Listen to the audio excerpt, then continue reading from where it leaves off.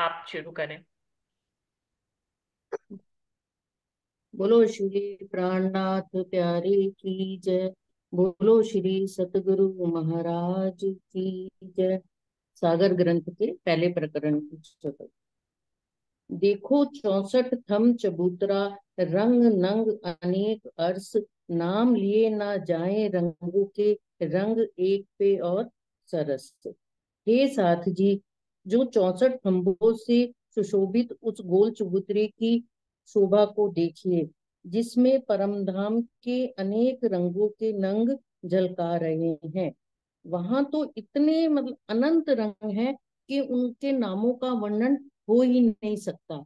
इसके साथ ही एक और उसकी विशेषता यह है कि हर रंग दूसरे से अधिक अच्छा लगता है। ये वहां की एक विशेषता है कि जो एक रंग है वो दूसरे रंग से अच्छा लगता है। इसका भावार्थ ये है कि जो परम धाम है उसमें रंगों के जो संख्या है उसको हम सीमा में नहीं बांध सकते हैं। एक रंग को दूसरे से अगर हम कंपेयर, अच्छा कहने का भाव ये नहीं समझना चाहिए कि वहां के रंगों की सुंदरता में कमी है या अधिकता है। ये बात तो इस रूप में कही गई है कि प्रत्येक रंग है वो दूसरे से अधिक सुंदर है। इस संपर्क में ये बात कही गई है कि जो एक रंग है वो दूसरों से अधिक सुंदर है। सभी की जो सुंदरता है वो समान है। वाहिदत में कोई भी चीज अधिक सुंदर होने का प्रश्न ही नहीं उठता। जो सौंदर्य है और उसकी शोभा का वर्णन प्राय तुलनात्मक दृष्टि से ही किया जाता है। इसलिए ऐसा इंद्रावती जी ने हमें ये भाव बताया है। प्रणाम जी। आप आइए। हाँ, प्रणाम जी। सभी सुंदर साथ जी के चरणों में कोटि कोटि प्रणाम। मैं तो नाम लेत जवेरो, जानो बहुत नाम लिए जाए। नंग नाम दाते कहे बिना, रंग नाम आवे न जुबाए। हमें श्री इंद्रावती जी रंगों के नाम इतने अधिक है, बता रहे हैं कि रंगों के नाम इतने अधिक है कि बिना नंग और धातुओं के कहने में नहीं आता है। मैं इसलिए जवाहरों जवाहरातों के और धातुओं के नाम को बताती हूँ कि उधर तो ये नंग और जवेरात है ही नहीं, लेकिन धातु तो है ही नहीं, लेकिन इसके बताए बिना वो समझ में नहीं आएगा। इधर द्वैत की भूमि में समझ में नहीं आएगा, इसलिए जवेरो धातुओं का नाम दे रहे हैं। लेकिन वो रंग इतने रंग है कि एक एक रंग में से अनेक रंग, और अनेक रंग में से भी अनेक किरणें भी निकलती है। प्रणाम जी। प्रणाम जी। सभी सुंदर साथ के चरणों में कोटि कोटि प्रणाम जी। एक के रस के सब रंग, करे जुदे जुदे जलकार। रंग नग दात तो कहिए, जो आवे कहूँ सुमार। परम धाम के सभी रंगों में एक रस्ता है। वे आपस में अलग अलग रूपों में जलकार कर रहे हैं। धाम के रंगों, नगों और दांतों की संख्या अनंत है। इनका वर्णन तो तभी संभव है जब इनकी सीमा निर्धारित हो। भावार्थ, एक ही नूर तत्व अपने में वाहिदत, निस्वत, खिलवत, सौंदर्य और ईश्वर के रस को समाये हुए है। इस प्रकार परम धाम के नूरमयी नगों और दांतों के रंगों में सौंदर्य की एक रूपता है। सौंदर्य की कहीं भी कमी या दिखता नहीं है। इसे ही एक रस शब्द से संबोधित किया गया है। प्रणाम जी। आप आ जाओ। प्रणाम सुंदर साथ जी, आप सबके श्री चरणों में कोटि कोटि प्रेम है। सुंदर साथ जी, चौपाई चल रही है सागर ग्रंथ की पहले प्रकरण की 19वीं चौपाई। पर हृदय आवने रूहों के, मैं कई विध करत बयान। ना तो क्यों कहूँ रग नग घात की, ए तो खिलवत बका सुभान। इंद्रावती जी क्या कह रही हैं कि ब्रह्म शिष्टियों के हृदय में वहां की शोभा बस जाए, इसलिए मैं अनेक प्रकार से कह रही हूँ। अन्यथा परम धाम के रंगो नगो और धातुओं की शोभा का वर्णन कदापि संभव ही नहीं है। भला यहाँ किसका सामर्थ्य है कि अक्षरातीत की अखंड प्रेममयी लीला के स्थान का वर्णन कर सके। भावार्थ सुंदर साज जी का ये है, परम धाम के कण कण में मात्र अक्षरातीत सभी रूपों में लीला कर रहे हैं। इस संबंध में खुलासा ग्रंथ में भी कुछ कथन, मतलब कुछ चौपाइयां महत्वपूर्ण आई है। कौन सी? ना अर्श जीमिए दूसरा, कोई और धरावे नाऊ, ए लिख्या वेद कतेब में, कोई नाई खुदा बिन कहूं। और खिलौने जो हक के, तो दूसरा क्यों कहलाए, ए जरा कहिए तो दूसरा जो हक बिना हुए इब्ताए। इससे यह स्पष्ट होता है कि जब परम धाम की संपूर्ण सामग्री ही सच्चिदानंदमयी है, तो वहां के नगों, धातुओं, रंगों की शोभा का यथार्थ वर्णन इस काल माया के ब्रह्मांड में इस जुबान से करना संभव ही नहीं। इंद्रावती जी क्या कह रही है सुंदर साज जी? मैं थोड़े से अपने भाव रखती हूँ। कहती हैं कि मैं इतनी तरीके से बयान करना चाहती हूँ, इस बात को इतने तरीके से बयान करना चाहती हूँ कि रूहों के दिल में ये बात बैठ जाए। जैसे राजी महाराज कहते हैं इंद्रावती जी के हृदय में बैठ के, तुमको इश्क इश्क उपजावने करूं मैं कोट उपाय। वो इश्क इश्क को बुझाने के लिए भी कोट कोट उपाय करते हैं राजी महाराज हमारे लिए। तो परम धाम की शोभा हमारे हृदय में आ जाए, ऐसी भी राजी कई कई इंद्रावती जी के हृदय में बैठ के कहने कि मैं कई विध से प्रयास कर रही हूँ। ना तो क्यों कहूँ रग नग घात की, कि अब यहाँ के रंगों के हिसाब से वहां के रंगों की मैं क्या तुलना करूं, जो एक रंग में भी अनंत अनंत रंग हो जाते हैं, और पल पल में परम धाम का जो स्वरूप है हर क्षण हर पल बदलता ही रहता है। ये तो खिलवत बका सुभान। सुंदर सा जी, इंद्रावती जी कहती हैं ये तो खिलवत का सुख है, कि अगर आप एकांत में बैठ के, अब हम सब मिलके सहूर कर रहे हैं, विचार कर रहे हैं, लेकिन अगर हम खिलवत में बैठ के, मतलब एकांत में धनी के साथ बैठ के जब इसका विचार करें या इसका चिंतन करें, तो राजी महाराज उसमें भी हमें कई कई चीजों का प्रकाश देते हैं। कई कई चीजें, कई कई वस्तु ऐसी ही दिखाते हैं जो इस काल माया के ब्रह्मांड में संभव ही नहीं है, लेकिन राज्य की मेहर से वो रूहों के लिए संभव हो जाता है। सुंदर साज जी, मूल मिलावे के 4 द्वार का वर्णन आज हुआ है, उसके बीच के 16 थंबों का आज वर्णन हुआ है। अगर आप लोगों की आज्ञा हो तो मैं उनके बारे में भी कुछ कहना चाहती हूँ। मैं बोलूं? सुंदर साज जी, हम पूर्व दिशा से जब जाते हैं मूल मिलावे में, तो 64 थंब आए हैं। फ्रंट का जो थंब है, पहले 2 5 के, फिर अगल बगल 2 नीलवी के आए हैं। सुंदर सा जी, 5 का जो थंब है वो रूहों के श्रृंगार का, हरा रंग रूहों के श्रृंगार का प्रतीक है। वाणी में हमें हमें वाणी के ज्ञान से ये स्पष्ट होता है कि परम धाम का एक थंब भी राज्य का ही स्वरूप है। एक पेड़ का पत्ता भी राज्य का ही स्वरूप है। पूरा परम धाम ही राज्य का है। लेकिन ये इस ब्रह्मांड में, काल माया के इस ब्रह्मांड में हम परम धाम को कैसे घटित करें सुंदर साथ जी, ये थोड़ी सी राज्य की मेल से ये बात जो मेरे हृदय में आई वो भाव मैं आपके आगे रख रही हूँ। 5 रूहों के श्रृंगार का स्वरूप है। जब देखिए वही बाहरी हारे भी 3 आई है, लेकिन ये मूल मूल मिलावे की बात कर रही हूं मैं, कि जब रूह अपने भीतरी लोक में जाती, हमें वाणी से पता चला कि हम ब्रह्म सृष्टि हैं, हमारा घर परम धाम है, हमारे खवन राजी महाराज है, हम अपनी आनंद अंग श्यामा महारानी के अंग है। सुंदर सा जी, ये ज्ञान तो हमें वाणी ने दिया है।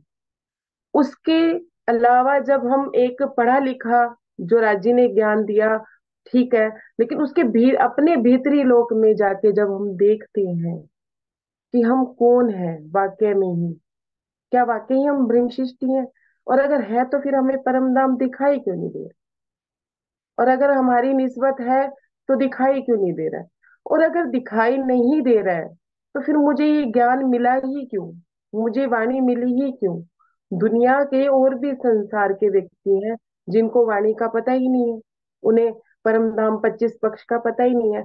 अगर धनी ने मुझे दिया है तो इसका मतलब निस्बत तो है, कुछ कमी हमारी है जो हम आगे बढ़ ही नहीं पाते हैं।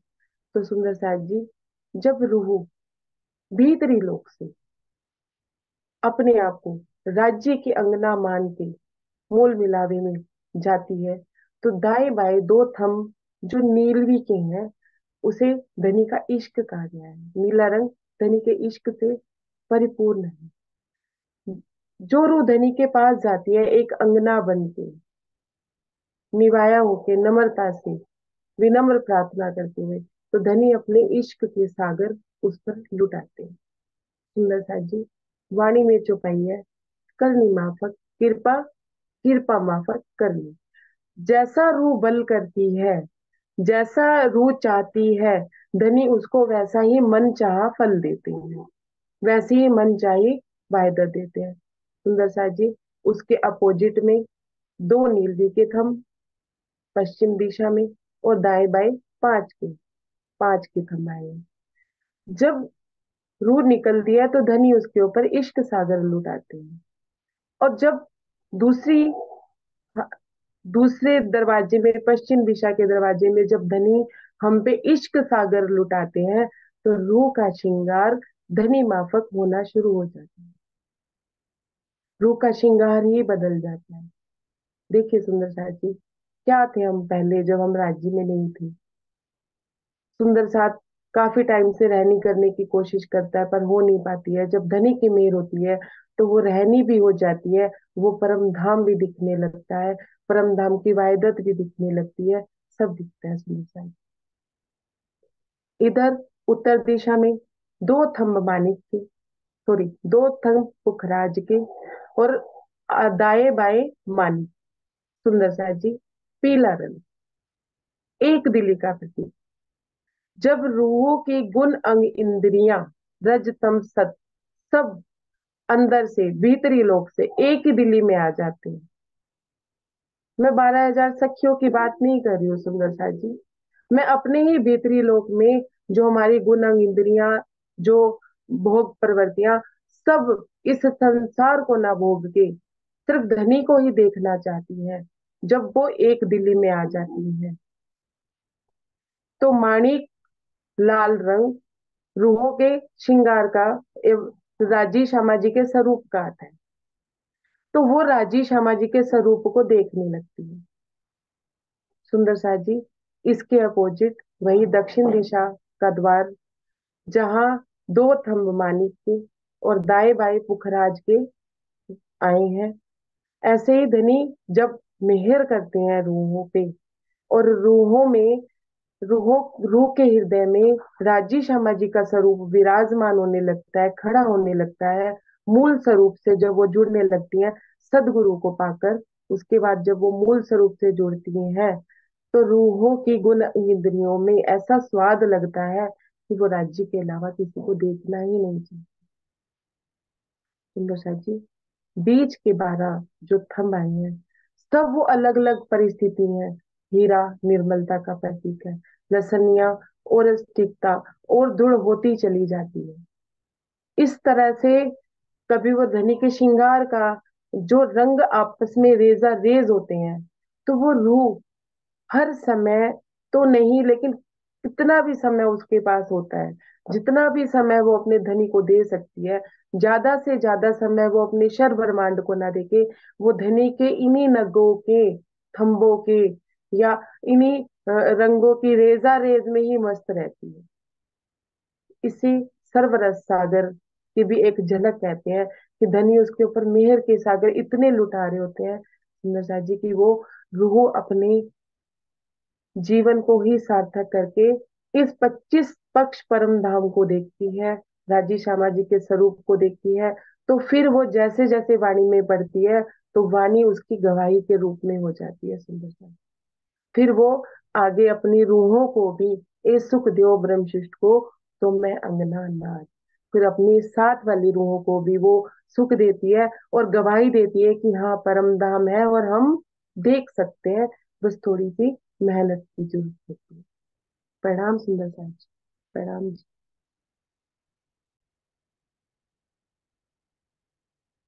प्रणाम जी। चौपाई नंबर 20 है। अर्स धात न रंग नंग रेशम, जित नया न पुराना होए, जित पैदा कछु नया नहीं, तित क्यों नाम धरे जाए सोए। परम धाम में प्रत्येक वस्तु श्री राज्य का ही स्वरूप है। वहां अलग अलग लौकिक धातुओं, नगों, रंगों और रेशमी वस्त्रों की उपस्थिति नहीं है। वहां ना तो कोई वस्तु नए रूप में उत्पन्न होती है, ना पुरानी ही होती है। जिस अनादि परमधाम में कोई नई चीज पैदा ना हो और ना किसी नए रूप में दिखाई पड़े, वहां पर किसी का नामकरण कैसे किया जा सकता है। वहां पर सब कुछ हमेशा से था, है और रहेगा।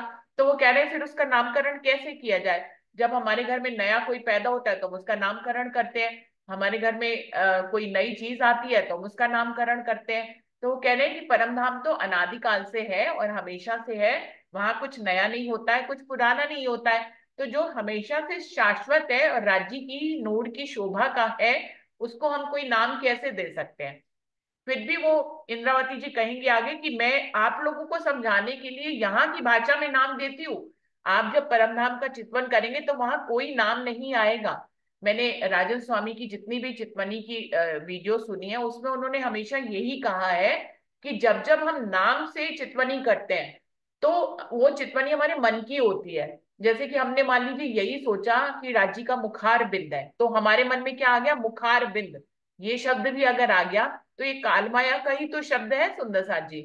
तो जब चितवनी करनी चाहिए तो सारे शब्दों को छोड़कर शब्दातीत की चितवनी, राज्य को शब्दातीत भी कहा गया है, यानी कि आपके दिल में सिर्फ प्रेम होना चाहिए और प्रेम को किसी भी शब्दों में नहीं बांधा जा सकता। प्रेम एक भाव है। तो ऐसे ही पूरा परम धाम भी प्रेममयी है या इश्कमयी है। वहां पर भी कोई नाम नहीं है। आप जब परम धाम तक पहुंचते हैं और ऐसा भाव भी लेते हैं कि मैं राज्य के मुखारबिंद को देख रही हूँ, या मैं राज्य के चरणों को देख रही हूँ, या मैं 25 पक्षों में पुखराज को देख रही हूँ, या मानिक पहाड़ को देख रही हूँ। तो जब आप गहराई में जाएंगे प्रारंभिक स्टेज में 5-6 साल तो इस ढंग से चितवनी चलते हैं, क्योंकि यही हमारा आधार होता है। लेकिन यदि आप इस गहराई में और जाएंगे तो फिर ये शब्द भी आपको छोड़ने पड़ते हैं कि राज्य के चरण कमल, श्यामा जी के चरण कमल, क्योंकि इन सब में क्या चल रहा है, आपका काल माया के ब्रह्मांड का ज्ञान आपके साथ चल रहा है, जो आपने ब्रह्मवाणी से ग्रहण किया है। और इश्क में और प्रेम में ज्ञान नहीं होता है। तो प्रेममयी चितवनी और इश्कमयी चितवनी तभी होती है जब यहाँ का ज्ञान छूट जाता है। तो उसमें ये वाला भी ज्ञान छूट जाएगा सुंदर साथ जी की राज्य के मुखारबिंद को देख रही हूँ या उनके चरणों को देख रही हूँ। तो इस तरह का भाव भी छूट जाता है, आप प्रेम में मगन हो जाते हो और राज्य का दर्शन करते हैं। इस तरह का भाव मैं अभी उस अवस्था तक नहीं पहुंची हूँ, लेकिन मैंने इस भाव को क्लियर किया है क्योंकि टीका उन्हीं का है। आगे उन्होंने भावार्थ में लिखा है कि परम धाम में श्री राज्य का नूर ही असंख्य पदार्थों, नग, धातु, रेशम आदि के रूप में दृष्टिगोचर होता है। पूर्णातिपूर्ण धाम में उत्पत्ति और विनाश की प्रक्रिया नहीं होती है, इसलिए किसी के भी नामकरण का प्रश्न ही नहीं उठता है। यहाँ ये संशय होता है, आगे वो इस संशय को भी क्लियर कर रहे हैं कि यहाँ ये संशय होता है कि खुलासा, परिक्रमा तथा श्री जवाहर दास जी की व्रत आदि के आधार पर ये बात कही जाती है कि परम धाम में जब हम किसी वृक्ष के फल की इच्छा करते हैं तो पल भर में ही वह हमारे हाथों में आ जाता है, किंतु उस डाल पर भी जैसा का तैसा ही फल दिखाई देता है। तो क्या हाथ में आने के बाद डाल पर दिखाई देने वाला फल नया नहीं है।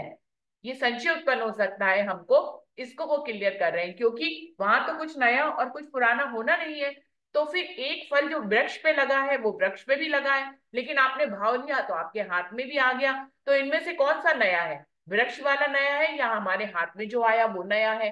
तो आपके दिल में ऐसा संशय उत्पन्न हो सकता है जिसको वो क्लियर कर रहे हैं। मेवे चाहिए तो लीजिए, फल फूल मूल पात, जित तित रया तैसा ही बन्या ए बका बागों की बात। वो कह रहे हैं कि अगर आपको मेवे चाहिए हो तो आप फल फूल पत्ती जो भी आपको चाहिए वो आप ले सकते हैं। आपके दिल में भाव आते ही परम धाम में ऐसा जादुई करिश्मा है कि आपने भाव किया नहीं कि वो सब कुछ आपके हाथ में आ जाता है, या फिर हाथ में आए भी ना उसका स्वाद आपके मुंह में आ जाता है। फल को आपके हाथ में भी आने की जरूरत नहीं है, आपने सेब खाने की इच्छा करी तो सेब का पूरा स्वाद आपके हृदय में और आपकी जुबान में आ जाएगा। लेकिन वो क्या कह रहे हैं, तितरया तैसा ही बन्या ए बका बागों की बात।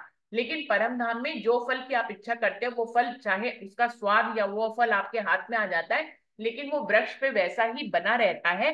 परम धाम के बागों की ये खास खूबी है कि वहां पर कुछ भी टूटता ही नहीं है।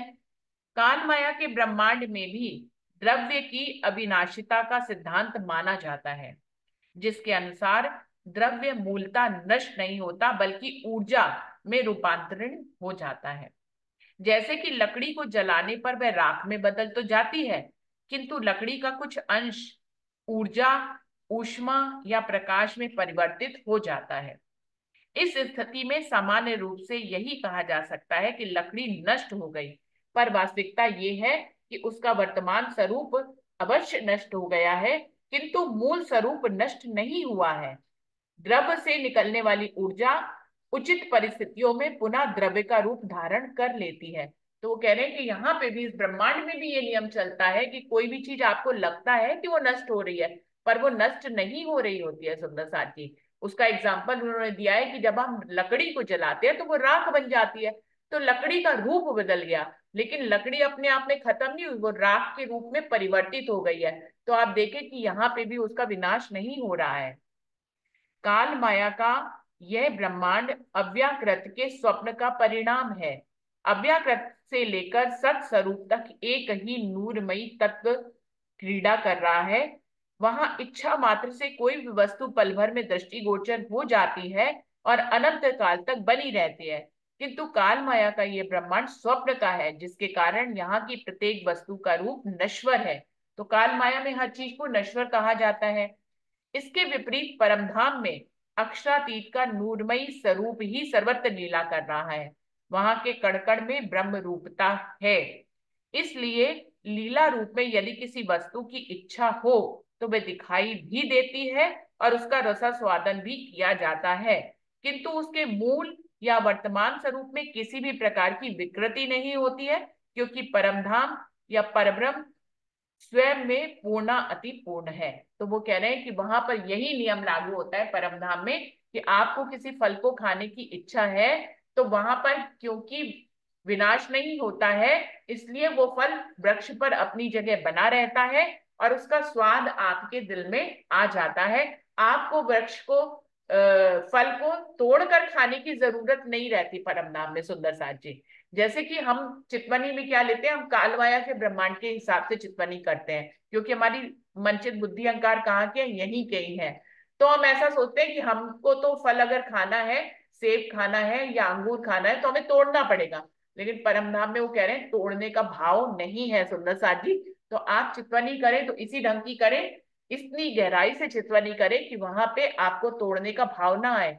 आपका मन अगर अंगूर खाने का है तो वो अंगूर का स्वाद आपके मुंह में, आपके तन मन में उसका स्वाद आ जाएगा, आपकी जुबान पे उसका स्वाद आ जाएगा।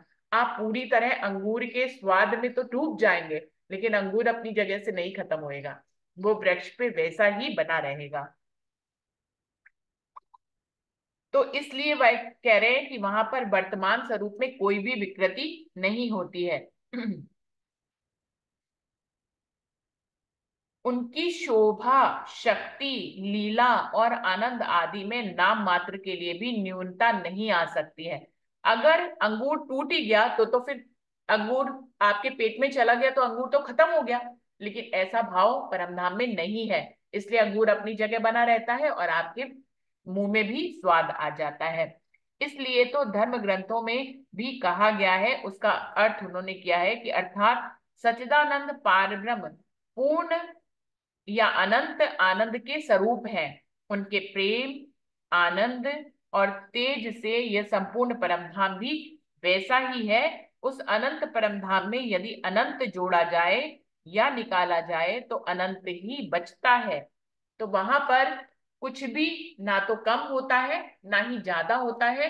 ये इंद्रावती हमें इसलिए बता रही है कि हम चितवनी अगर कर रहे हैं या हम राज्य की भाव लीनता में भी रहते हैं, हम राज्य के भाव भी लेते हैं दिन में या जागते उठते सोते, तो हमारे भावों को अब गहराई में चले जाना चाहिए। मतलब हमें जैसा हम भाव कर रहे हैं कि राज्य के साथ भोजन कर रहे हैं, तो हम क्या समझ रहे हैं कि हम भोजन उठा उठा के भोजन कर रहे हैं। आपके राज्य के और परमधाम के भावों में अब गहराई आनी चाहिए हम सबके भावों में, जिसमें हम ये भाव तक जाएं कि हमें स्वाद आ रहा है, किसी भी भोजन का हमें स्वाद आ रहा है। भोजन अपनी जगह पे वैसे ही है, ऐसे ही किसी भी फल का हमें स्वाद आ रहा है, लेकिन फल अपनी जगह पे वैसे ही है।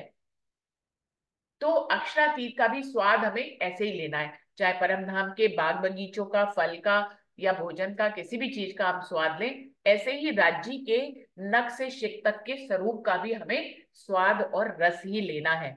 वो राज्य और का स्वरूप तो अपनी जगह पे वैसे ही रहेगा, मूल मिलावे में है, वो तो वहां ही है। हम लोग सुरता के माध्यम से यहाँ आए हैं, तो हमें अपनी सुरता को परातम का श्रृंगार करा के राज्य के नख से शिक तक के पूरे स्वरूप को हमें क्या करना है, उसका स्वाद लेना है। सुंदर साजी, देखते देखते स्वाद लेना है, ना कि हमें ज्ञान के रूप में सोचना है कि अब मैं राज्य की आंखों को देख लूं, मैं राज्य के होठों को देख लूं, मैं राज्य के चरण कमलों को देख लूं, अब मैं इसको स्पर्श कर लूं, या वहां पे ऐसा रंग है वैसा रंग है।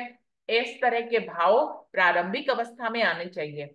जब आपकी चितवनी की गहराई होने लगे तो आपको सिर्फ रस में डूबना चाहिए, जिसमें राज्य का स्वरूप श्रृंगार का आप रसा स्वादन करें, सिर्फ देखें और देख के भी उसका स्वाद आपके दिल में उतरने लगे।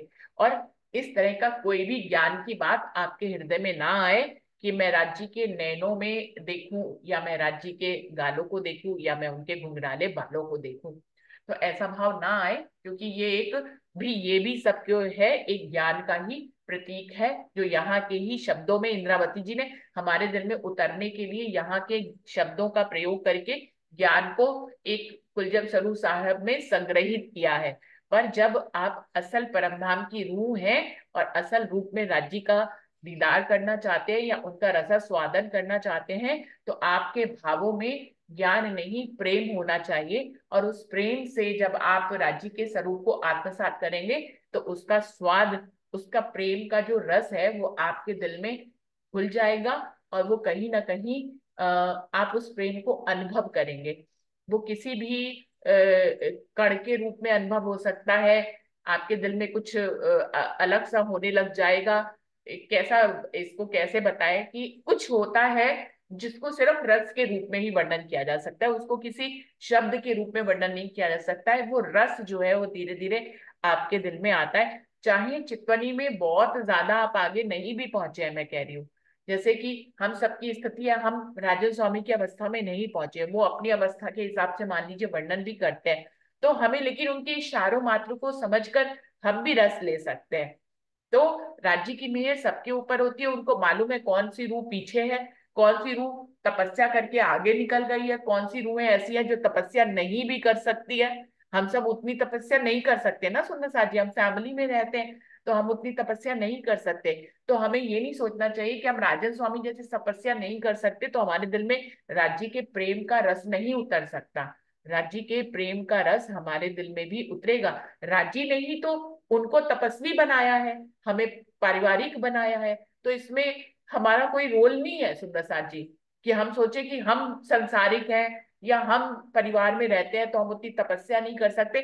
हमको राज्य ने ऐसे ही इसी परिवार में ही उतारा है, तो फिर हम परिवार में रह के ही तो रस लेंगे। उनको तपस्वी बनाया, वो तपस्वी बन के सुख लेंगे। तो राजी ने जिस रूह को जहां जिस रूप में बिठाया है वो अपने आप में उचित है, और वही राजी चाहते थे, इसीलिए हमें उसी जगह पे उतारा गया। तो हम जहां पे हैं हम वहीं से ही स्वाद लेंगे। हम तुलना के रूप में स्वाद लेने में ये नहीं सोचेंगे कि कोई और ज्यादा स्वाद ले सकता है। हम जहां पे भी हैं, मान लीजिए किसी को ये लगता है कि किसी और को तो ज्ञान बहुत ज्यादा है, वो बहुत अच्छा बोल लेते हैं, उनको ज्ञान बहुत ज्यादा है, तो वो ज्यादा रस लेते हैं। ऐसा नहीं है, आप सब देखें कि सब लोग एक एक चौपाई पढ़ रहे हैं, आप सबको आनंद आ रहा है कि नहीं आ रहा है। हम चाहे उसको टीके से ही पढ़ रहे हैं, पर पढ़ने का स्वाद हमें मिल रहा है। तो एक बहुत ज्ञानी है, वो बहुत विस्तार कर लेता है, वो बहुत अच्छे से समझा लेता है चौपाई। इसका मतलब ये नहीं है कि जो विस्तार नहीं कर पा रहा है, जो अर्थ को ही पढ़ रहा है, उसको स्वाद नहीं आ रहा। तो अभी तो मुझे तो लग रहा है कि सबको स्वाद आ रहा है, चाहे चौपाई कैसे भी पढ़ रहे हैं, एक एक चौपाई पढ़ रहे हैं, विस्तार कर रहे हैं, तो बहुत अच्छी बात है। अगर आप विस्तार नहीं भी कर रहे हैं तो भी आपको पढ़ने का सुख मिल रहा है, हमें आपसे सुनने का सुख मिल रहा है। तो सुनने का भी सुख होता है सुंदर साथ जी, खुद से बोलने का भी सुख होता है। मैं तो दोनों स्थिति, मैं तो सुनाया भी करती हूँ तो मुझे सुनाने का भी सुख मिलता है, लेकिन अब मैं सुन रही हूँ तो सुनने का भी सुख है। और पहले भी सुनते थे, सरकार को सुनते हैं, राजन स्वामी को सुनते हैं, जिनकी वीडियोस दिल को भाती है उनको सुनते हैं, तो हम भी सुनने का स्वाद भी लेते हैं। तो सुनने में भी स्वाद है सुंदर साथ जी, और बोलने में भी स्वाद है। तो आपको क्या लेना है, सिर्फ स्वाद लेना है। अब वो कैसे आ रहा है इससे कोई मतलब नहीं, कि वो सुनने से आ रहा है कि बोलने से आ रहा है। आपकी चौपाई पढ़ने से आ रहा है या उसका सिंपल सा अर्थ कह देने में ही आ रहा है। स्वाद आना चाहिए, रस घुलना चाहिए हमारे कानों में, और इसी उद्देश्य से ये सब कुछ शुरू किया है गया है। और रस का अनुभव आप सब कर रहे हैं मुझे लगता है, और इसीलिए सबके अंदर निखार आते हुए मैं देख रही हूँ, और मुझे लगता है आने वाले समय में और निखार आता चला जाएगा, और हम और रसा स्वादन करते चले जाएंगे। प्रणाम जी सुंदर साथ जी, प्रणाम जी।